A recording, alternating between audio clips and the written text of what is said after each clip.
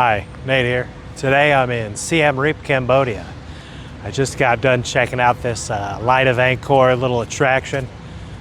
The price on the thing said like $25. I paid less. I would not spend $25 to go in there, but it was kind of cool. They had some neat little attractions. I'll show you a few now.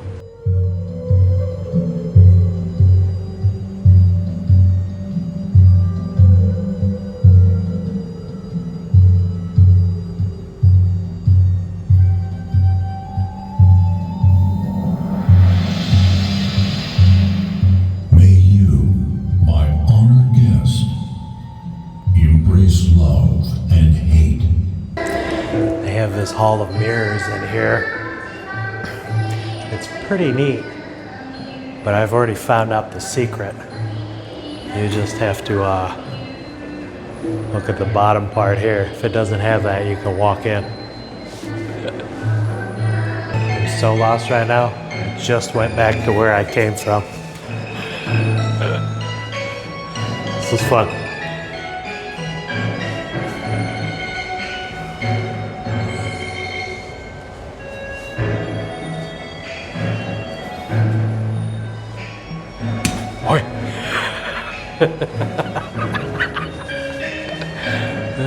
But that's not all of them, because I don't want to ruin it for you in case you want to come. But in this area, as you can see, you've got big old Ferris wheel, a couple little food spots. Not many tourists, oddly enough, but it is what it is, right? And this Ferris wheel, I guess they call the Angkor Eye.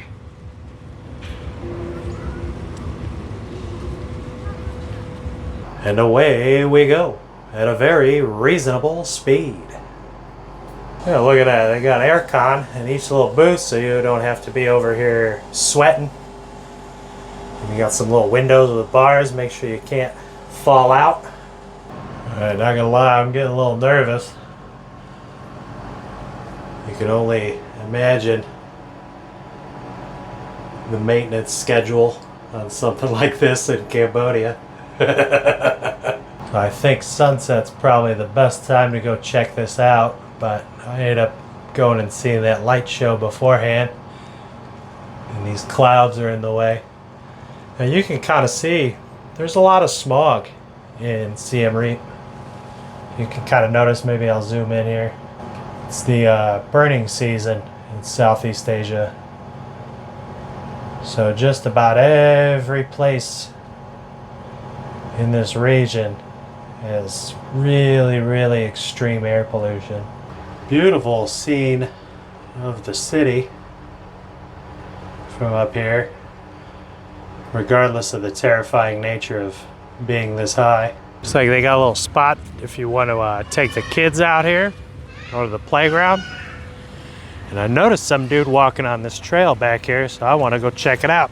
One of the things that's kind of wild as you're exploring about here in modern times is you can see just the kind of projects that were ramping up before the powers that be decided that it was time to shut the world down and introduce the new medical technologies. But now, whoever invested in this, they're probably not too happy. Probably lost everything.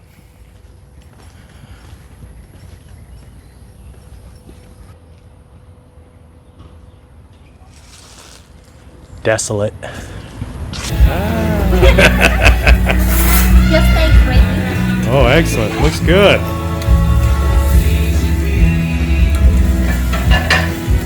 Oh, looks perfect. The steak too. Yeah.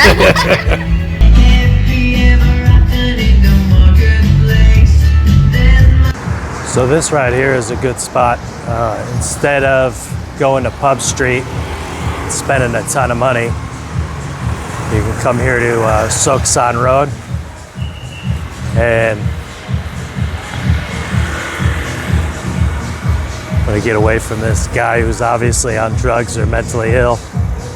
But Soksan Road, they have a bunch of restaurants and bars.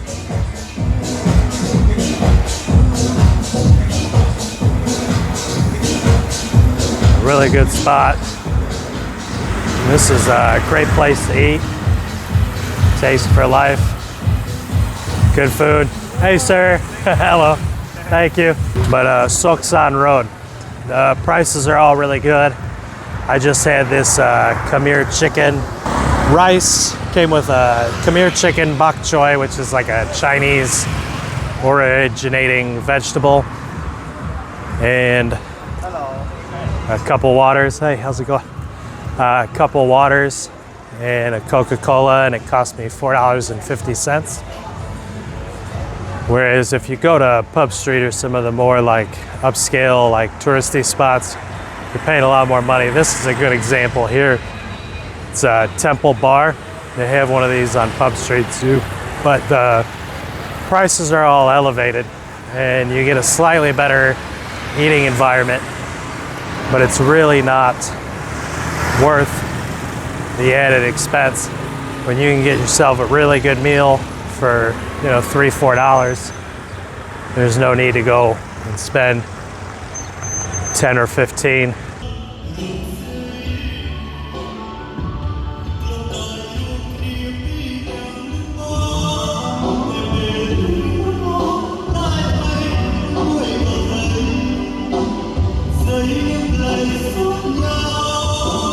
So I definitely feel more at home here in Siem Reap, which is nice. I appreciate it. You can see how well they maintain things here. Saw a lady sweeping up earlier. What's up, guys?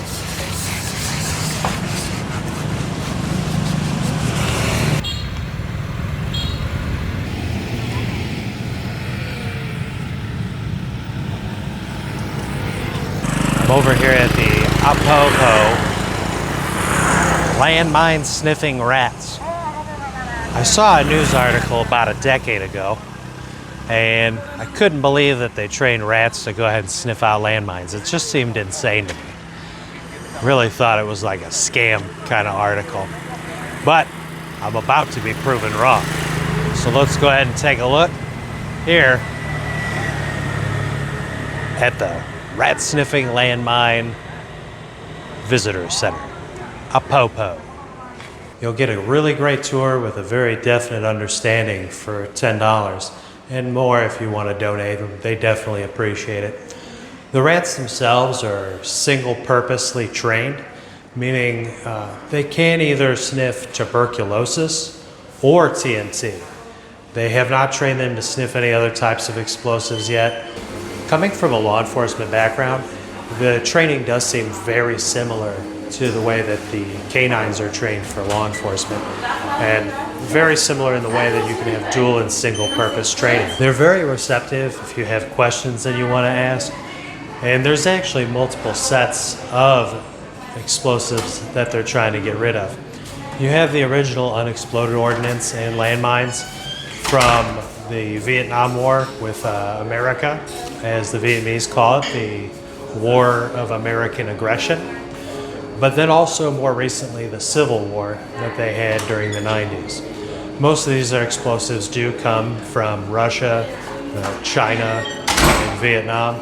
Also with some odd explosives from places like Belarus.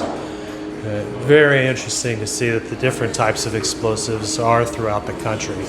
A majority of the American unexploded ordnance dropped from planes or explosives period were on the eastern side, whereas a lot of the Khmer Rouge and the Russian and Chinese are scattered throughout the entire country, as well as being a lot on the west side, where there hasn't been much exploration and demining to take place. The cost of training isn't very cheap, but it's also not very expensive. So it's approximately around $7,000 to train the rat, and then upkeep is relatively minimal after that. But the fact that the rats only have a working lifespan of approximately two years, the cost is relatively high to train a rat, and with its single purpose use of either tuberculosis or TNT, no other type of glycerin type explosives or anything like that, the work they can do is minimal. But just because they're single purpose sniffers doesn't mean that they're not useful. They have found an exorbitant amount of landmines, and their work in Africa where tuberculosis has been paying off quite a bit as well. So definitely a program that seems like it's worthy of keeping going. Now the Apopo tours and landmine sniffing rats are on the north side of the city, a little bit away from where more of the tourist areas that are going to be, or the backpacker areas. But by tuk-tuk it was maybe 10 minutes and probably cost maybe $1.25. So no real sweat, the fact that it's on the north side of the city, and it's not as far as Angkor Wat or anything. Now I did ask, and they said that a majority of the explosives that were used during both the Vietnam War and, more importantly for them, the Civil War, are TNT based. So the rats do serve a great purpose there.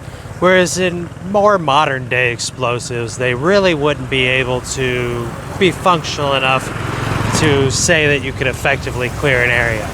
But here in Cambodia, where most of the explosives are TNT based, they seem like they feel very confident that the rats do a good enough job to clear out an area and make it safe for humans and farming.